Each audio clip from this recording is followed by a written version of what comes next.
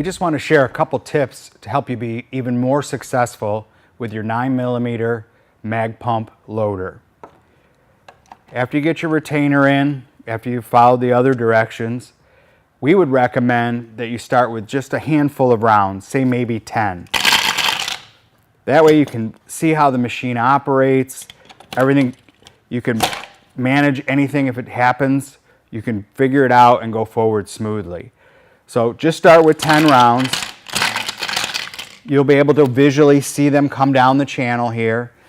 The other thing is when you run the handle all the way to the bottom, help it back up. Bring it all the way to the top, push it all the way to the bottom.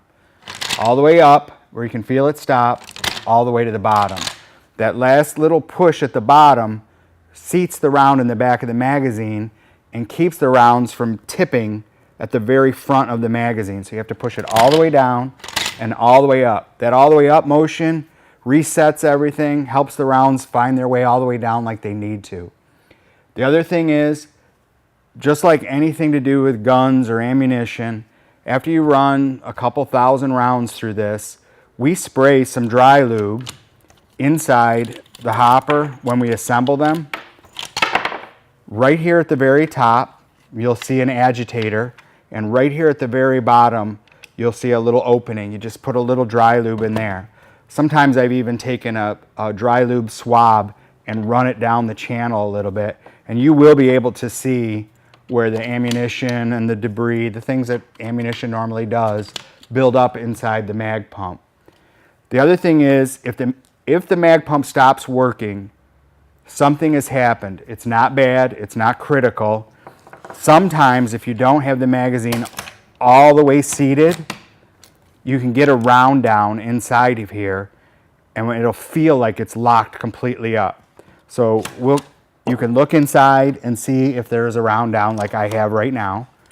Or you'll see up in here, because ammunition is not a normal shape, it has a round end and a square end. Once in a great while, one will hang right there. And you just touch it and they go again. Worst case, no matter what happens, if you pop the hopper off, a couple rounds will come out and it'll be totally clear. You can take a round out of here if you feel like you need to. Reassemble it and keep going. Like I said, these things happen very rarely, but if you feel like you're wrenching on the handle as hard as you possibly can, stop and take a look for those couple different things that can happen.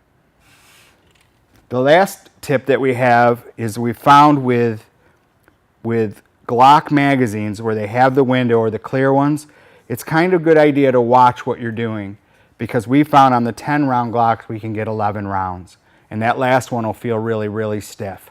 Same thing with the 33 rounder, we can get 34. The 17 we can get 18. So you just want to be careful and watch them. Most of the magazine makers have a hole somewhere where you can follow the rounds. And actually most of the other manufacturers, you can really feel it. So what'll happen is it'll start to get tense right about halfway down. And then you know that it's full, you stop, you go through the procedure of pulling the magazine out. And I think that's pretty much it. It's pretty simple, pretty self-explanatory, very easy to run. If it stops running, just take a look for those couple things and make sure it keeps clean.